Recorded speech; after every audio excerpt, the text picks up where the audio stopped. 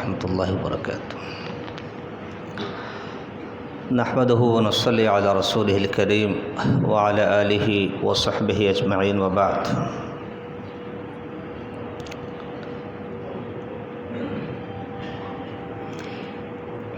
معاشرے میں کثرت وقوع طلاق، اس عنوان پر ہماری گفتگو گاہے بگاہے ہو رہی ہے۔ بنیادی طور پہ جو اس کی وجہ ہے وہ کتاب و سنت کا صحیح علم نہ ہونا، یا علم کا ہونا مگر عملی زندگی میں کتاب و سنت کو اختیار نہ کرنا، اور ایک دوسرے کے حقوق اور فرائض کو نہ سمجھنا، اور دونوں خاندانوں کا ایک دوسرے کے بارے میں سرد مہری کا اظہار، یہ اسباب بن جاتے ہیں طلاق کے، نفرتوں کے اور جدائیوں کے۔ اور ہمارے معاشرے میں نہ صرف مطلقہ اور مختلع خلا یافتہ یا بیوہ کہ نکاح کو عجیب سمجھا جاتا ہے، بلکہ ایک کماری لڑکی کا نکاح بھی مشکل ترین مرحلہ ہے۔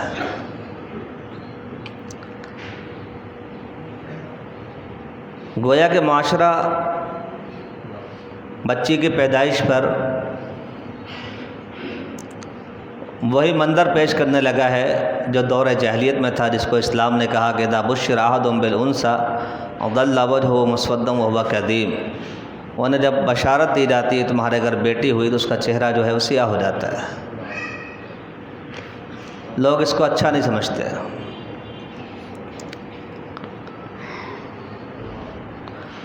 اور گھروں کے اندر یہ بھی ایک مسئلہ ہے کہ باوجود علم رکھنے کے، بے علم نہ جانے کیا کرتے ہوں گے، علم رکھنے کے باوجود میں ایسے کئی گھروں کو جانتا ہوں کہ جہاں لڑکی کی پیدائش کو عیب قرار دیا جاتا ہے، اور اس بنیاد پر گھروں میں جھگڑے ہوتے ہیں، فساد ہوتے ہیں۔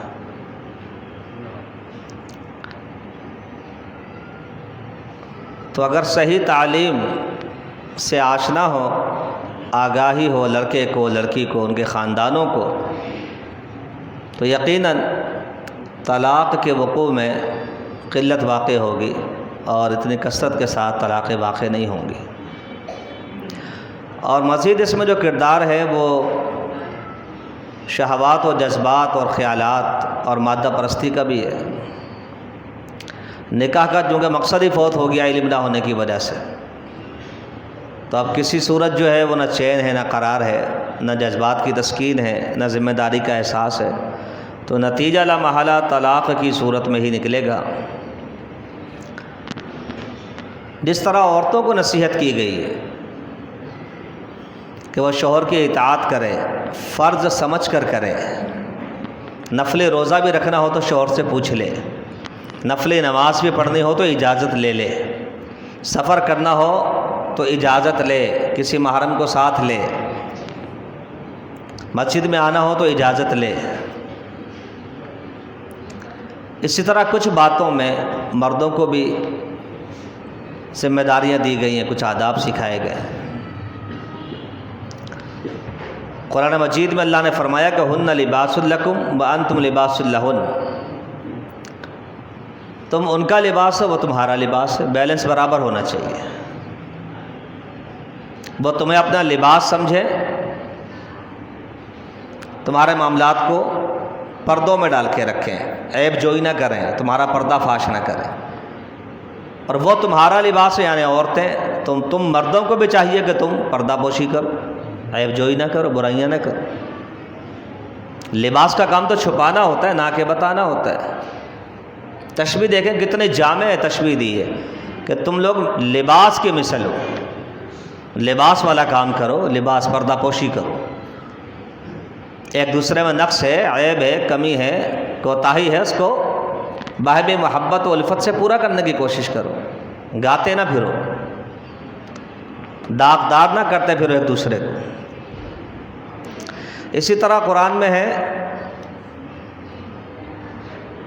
وَلَهُنَّ مِثْلُ الَّذِي عَلَيْهِنَّ، جیسے عورتوں پر حقوق ہیں ویسے ہی عورتوں کے لیے بھی حقوق ہیں.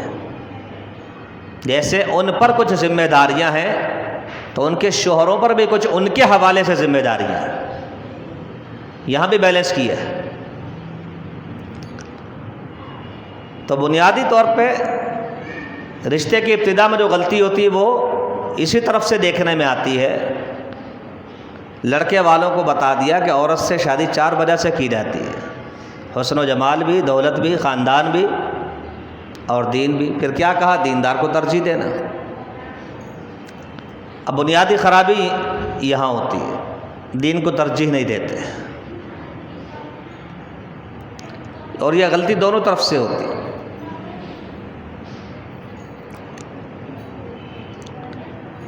اس کے بعد رسول اللہ صلی اللہ علیہ وسلم نے کیا فرمایا؟ فرمایا کہ انہا خلقت من الضلع، عورت جو ہے وہ پسلی سے پیدا کی گئی ہے، اور پسلی میں زیادہ تر جو ٹیڑھ پایا جاتا ہے، کجروی پائی جاتی ہے، وہ اوپر کے حصے میں پائی جاتی ہے. مطلب کیا ہے؟ اس کا دماغ بڑی جلدی گم جاتا ہے.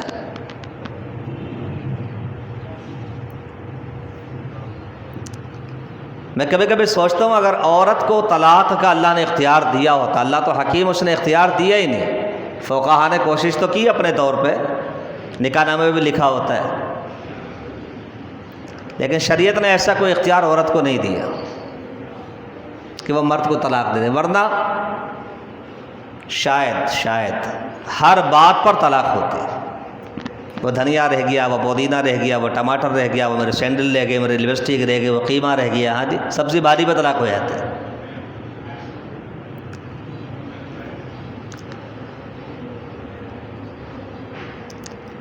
فرمایا کہ اس کا اوپر کا حصہ بہت ٹیڑھا ہوتا ہے، اور اگر تم اسے سیدھا کرنا چاہو گے اس نے سیدھا نہیں ہونا. فرما دیا سیدھا نہیں ہونا. ہاں توڑ دو گے، اور توڑنا کیا ہے؟ طلاق. پھر کیا کریں؟ وَاسْتَوْصُوا بِالنِّسَاءِ خَيْرًا. فرمایا کہ عورتوں سے اچھا سلوک کرنے کی وصیت قبول کر لو. درگزر سے کام لیتے. اب ظاہر سی بات ہے کہ حالانکہ کچھ اختیارات دے دیے گئے ہیں سمجھانے کے لیے، دماغ صحیح کرنے کے لیے، مگر ساتھ میں یہ بھی کہا کہ عورتوں کے ساتھ حسن سلوک کا معاملہ کرنا ہے، میری وصیت ہے.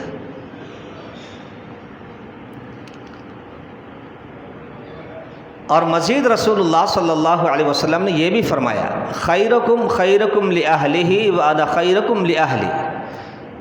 تم میں سے سب سے بہتر وہ شخص ہے جو اپنی گھر والی کے ساتھ سب سے بہتر ہے، اور میں تم میں سب سے بہتر ہوں اپنی گھر والی کے ساتھ. پیغمبر علیہ السلام کا کیا مقابلہ ہے؟ تو بہترین شخص قرار دیا اس مرد کو جو شادی شدہ ہے، اپنی گھر والی کے ساتھ اس نے سلوک کرتا ہے.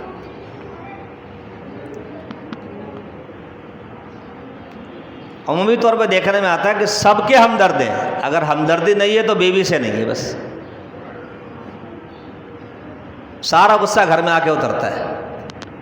جاتے ہیں تو بڑبڑاتے ہوئے جاتے ہیں، آتے ہیں تو بڑبڑاتے ہوئے آتے ہیں.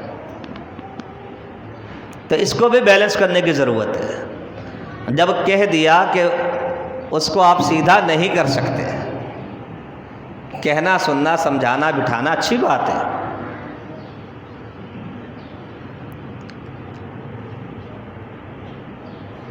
تو اس حوالے سے مردوں کو بھی خیال رکھنا چاہیے. نبی کریم صلی اللہ علیہ وسلم نے آداب سکھاتے ہوئے کہا تھا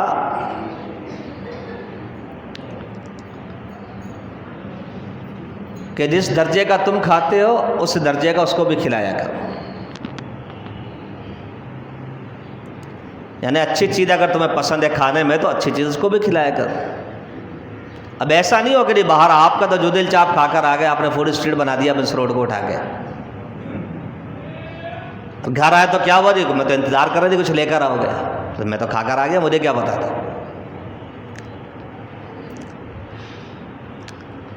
اور پھر کوئی احساس نہیں کہ میں دن بھر باہر رہا تھا، تھوڑی دیر کے لیے آیا تھا، پھر چلا گیا، اب میں آ کر سونے کے لیے کوشش کر رہا ہوں اور وہ بھوکی بیٹھی ہوئی ہے۔ ایسا نہیں ہونا چاہیے۔ فرمایا جس درجے کا تم کھاتے ہو اس درجے کا اس کو بھی کھلاؤ، جس درجے کا تم پہنتے ہو اس درجے کا اس کو بھی پہناؤ۔ ایسا نہ ہو کہ اپنے تو کپڑوں کا حساب ہی نہیں ہے اور اس کے لیے کوئی فکر ہی نہیں ہے۔ سارے دنیا کو شاپنگ کراتے ہیں، نہیں کراتے تو گھر والی کو نہیں کراتے۔ اس کو بھی بیلنس کرنا چاہیے۔ پھر فرمایا وَلَا تَحْجُرْ إِلَّا فِي الْبَيْتِ، اور اگر بات بڑھ جائے مزاج کے اعتبار سے تو تنہا مت چھوڑنا مگر گھر میں۔ ایسا نہ ہو کہ تم گھر سے نکال کے اندر سے کنڈی لگا لو، بولا جاؤ دفعہ ہو جاؤ۔ فرمایا وَلَا تَحْجُرْ إِلَّا فِي الْبَيْتِ، اس کو اگر چھوڑنا ہو تو گھر میں ہی تنہا چھوڑنا ہے، کمرہ بدل دو۔ اب تو چھتوں والے گھر ہیں، اوپر نیچے ہو جاؤ۔ وَلَا تُقَبِّحْ وَلَا تَضْرِبِ الْوَجْهَ، اور کوئی ایسا سخت جملہ نہ کہو کہ جو انسانیت کے خلاف ہے۔ اور ہاتھ اٹھانے کی نوبت آ جائے، اجازت دی ہے مگر چہرے پر نہیں۔ اگر نوبت آ گئی ہے تادیبی طور پہ ہاتھ اٹھانے کی تو اجازت تو دی ہے مرد کو، مگر کیا کہا؟ چہرے پہ نہیں مارنا۔ ہاں البتہ ایک روایت میں یہ بات آئی ہے کہ جو عورتوں پر ہاتھ اٹھاتے ہیں یا مارتے ہیں وہ اچھے لوگ نہیں ہیں۔ اللہ کے حبیب نے فرمایا یہ اچھے لوگ نہیں ہیں، یہ اچھے لوگوں کا کام نہیں ہے۔ تو اب یہ سارے آداب، جیسے وہ اپنے آداب بھول گئی ہے، شادی کا مقصد کچھ اور بنا لیا تھا، تو یہ جو دلہے میاں ان کے بھی آداب سارے خراب ہیں، ان کو بھی نہیں پتہ۔ تو نتیجہ کیا نکلے گا؟ فساد ہوگا۔ ایک دوسرے کے مزاج کو کیا سمجھیں گے؟ مزاج تو سمجھتے ہی سمجھتا ہے نا بندہ، ذہنی ہم آہنگی تو ہوتے ہی ہوتی ہے نا۔ تو یہ بنیادی خرابی ہے کہ اللہ کے دین سے آشنائی نہیں ہے، آگاہی نہیں ہے، دونوں کو، دونوں خاندانوں کو، دوست احبابوں کو، سمجھانے والوں کو۔